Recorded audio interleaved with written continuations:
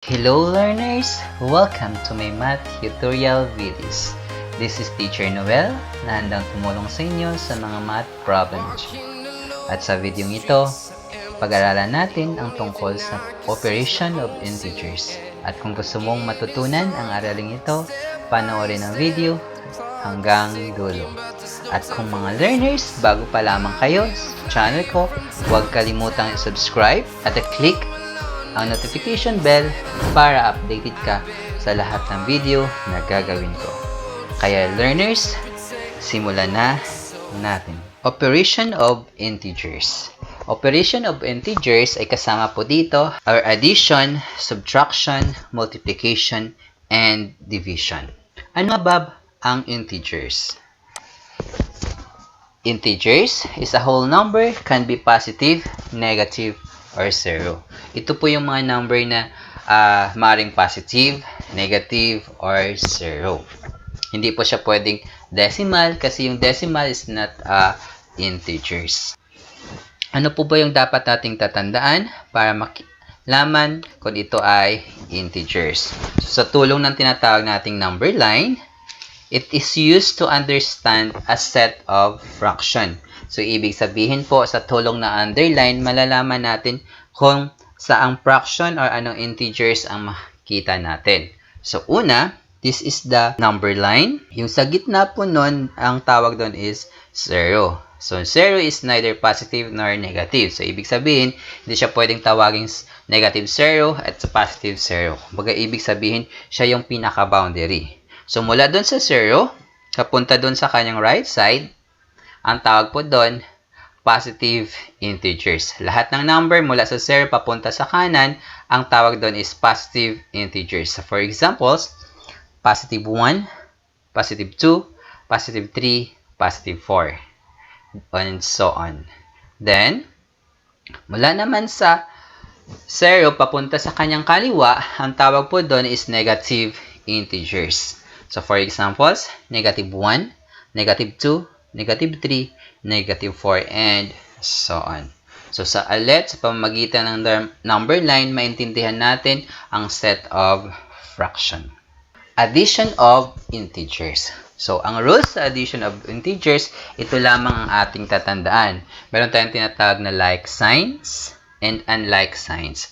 So, kapag like sign ang ating ina-add, ito po yung ating tatandaan. Carry their common signs, then proceed to addition. Kapag nakikita po natin na yung sign po ng ating ina-add ay magkakatulad, kokopyahin lang po natin yung sign, then i-add po natin ang number or ipa-plus. So, for example, positive 5 plus positive 3, the answer is positive 8. Positive plus positive, like signs, 5 plus 3, the answer is 8. So, the answer is positive 8. Another one, negative 5 plus negative 3. Like sign po yan. So, write negative. Then, 5 plus 3, the answer is 8. So, negative 5 plus negative 3, the answer is negative 8. Another one, positive 7 plus positive 8 plus positive 9. That is like sign. Positive, 7 plus 8, 15 plus 9, the answer is 24. Another one, positive negative 7 plus negative 8 plus negative 9. The sign is negative, then 7 plus 8 plus 9, that is 24. So, the answer of negative 7 plus negative 8 plus negative 9, the answer is negative 4. How about unlike signs? Paano po ba natin masosolve o ma-add ang isang integers kapag unlike signs? So, ito po yung ating tatandaan. Kukunin po natin yung sign kung saan yung pinakamalaking number. Then, gagawin po natin ang operation of subtraction. Ulitin ko, kapag hindi po magkakatulad ang sign, ima-minus lang po natin yung number, then kukopyahin po natin kung saang sign ang may pinakamalaki. So, for examples, negative 3 plus positive 8. So, ang gagawin po natin, 8 minus 3 equals 5. So, ano po ba yung pinakamalaki ang sign? So, positive 8. So, kaya ang answer is positive 8. Again, negative 3 plus positive 8 equals positive 5. So, isusubtract po natin. So, positive 18 plus negative 10. So, subtract 18 minus 10 equals 8. Then, yung bigger number, yung pinakamalaking sign is positive. So, the answer is positive 8. So, negative 90 plus positive 10. So, the answer is negative, yung pinakamalaking sign. Then, 90 minus 10, the answer is 80. So, negative 80. Another one, negative 55 plus positive 12. So, si 55 yung may pinakamalaki. So, just write negative. Then, 55 minus 12. The answer is 43. So, answer, negative 55 plus positive 12. The answer is negative 43. Next, subtraction of integers. Paano po ba sinusubtract ang integers? Una, change the operation from subtraction to addition. Change the sign of the subtrahend to its inverse. Then, do it the operation of addition. So, una po, babaguhin natin yung operation.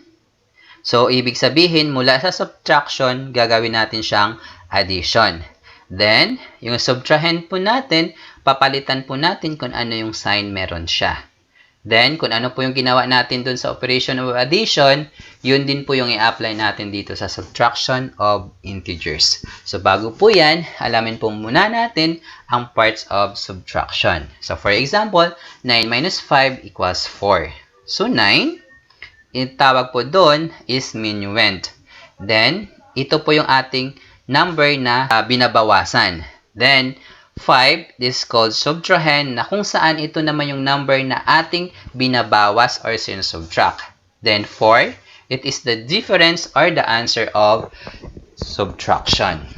So, example, number 1, negative 11 minus negative 7. So, ang gagawin natin, negative 11, kukopyahin lang po natin, then yung minus magiging plus or plus sign or positive sign. Then, subtrahend po is yung negative 7 magiging positive 7 equals, ngayon mangyayari siya negative 11 plus positive 7. So, ulitin ko, yung operation na subtraction magiging addition. So, magiging plus po yun. Then, yung sign na subtrahend, kung ano mo yung sign dyan sa subtrahend, yung nasa right side niya, babaguhin po natin yan.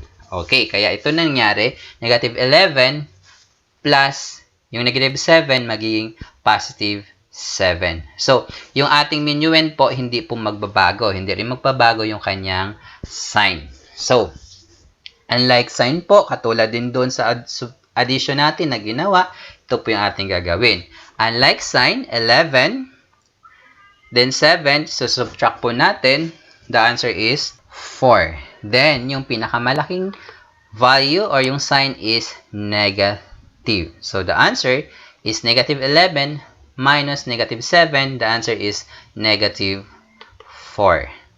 Another one, negative 11, then plus yung positive 7, magiging negative 7 equals, so, like sign na po sila yung 11, negative 11 plus negative 7, so, magiging add po ang gagawin natin. So, kopyahin ang sign. So, negative 11 plus 7, the answer is 18. So, negative 11 minus positive 7, the answer is negative 18. Another one, negative 28 minus negative 25. So, write negative 28 plus positive 25 equals, so, unlike sign, negative 28 plus positive 25, unlike sign, so that you are going to subtract 28 minus 25, the answer is 3. Then, the bigger number, yung may sign is negative. So, our answer is negative 3. Next, negative 28 minus positive 25. So, negative 28 minus positive 25. So, negative 28 plus yung positive 25 magiging negative 25. So, like sign na po. So, copy the sign. Negative 28 plus 25. The answer is 53. Again, negative 28 minus positive 25. The answer is negative 53. Another one. Negative 45 minus negative 20. Negative 45 plus yung negative 20 magiging positive 20. So, unlike sign na naman po. So, negative 45 and positive 20, the answer is negative 25. So, 45 minus 20, the answer is 25. Or negative 45 minus negative 20, the answer is negative 25. Next, multiplication of integers. Sa multiplication of integers, dalawa lamang po yung ating tatandaan. Like sign is equal to positive and unlike sign is equal to negative. So kapag ang minumultiply natin, like sign or positive times positive, the answer is positive. Negative times negative, the answer is positive. Kapag unlike sign naman po, ang sagot nun is always negative. So for examples, 5 times 7 equals 35. So, the parts of multiplication, 5 is called multiplicand. Yung ating nasa right side or nasa left side natin. Then, yung 7, that is multiplier or yung ating minumultiply. Then, yung 35, that is the product of multiplication. Examples, positive 8 times positive 3. So, like sign po sila. So, kaya ang gagawin natin, ang sagot nun is always positive. So, then, multiply 8 times 3. The answer is 24. So, positive 8 times positive 3. Answer, positive 24. Another one, negative 7 times negative 2. So, like sign po sila. Kaya ang sagot is positive. Then, 7 times 2. The answer is 14. Next, negative 20 times positive 20. So, negative times positive. So, unlike sign. So, that is negative. Then, 20 times 20. The answer is 400. So, negative 20 times positive 20 equals to negative 400. Another, negative 5 times positive 4. Unlike sign, that is negative. Then, 5 times 4, the answer is 20. So, negative 20, the answer of negative 5 times positive 4. Last one, for the multiplication, positive 12 times negative 2. Unlike sign, that is negative. Then, 12 times 2, the answer is 24. So, negative 24, the answer of positive 12 times negative 2. Next, division of integers. In division of integers, ang process po ay ang dapat nating tatandaan is the same lang po doon sa multiplication. Pag like sign, ang sagot is always positive. Unlike signs, answer is negative. So, for example, 50 divided by 5, the answer is 10. So, this is the parts of division. 50 is the dividend. Then, 5 is our divisor, yung ating dinidivide, or ang ginagamit para i-divide. Then, 10 is the answer of the division or called quotient. So, example, negative 10 divided by negative 5. So, like sign po sila. So, ang sagot nun is positive. Then, divide 10. Divided by 5. So, the answer is 2. So, negative 10 divided by negative 5. The answer is positive 2. Next, positive 20 divided by positive 4. So, positive 4 and positive 20. That is like sign. That is positive. Then 20 divided by 4, the answer is 5. So our answer is positive 5. Next, positive 70 divided by 7, the answer is positive. Like sign, 70 divided by 7, the answer is 10. Another one, negative 16 divided by positive 2. So, unlike sign, automatically, the answer is negative. Then, 16 divided by 2, the answer is 8. So, negative 16 divided by positive 2, the answer is negative 8. Next, positive 81 divided by negative 9. Unlike sign, that is negative. Then, 81 divided by 9, the answer is 9.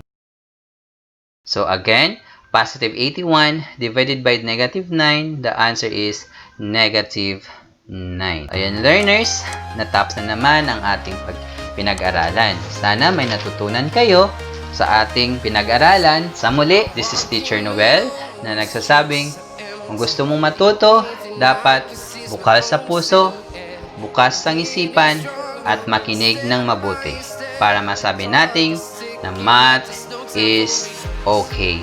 Hanggang sa muli, paalam! I've been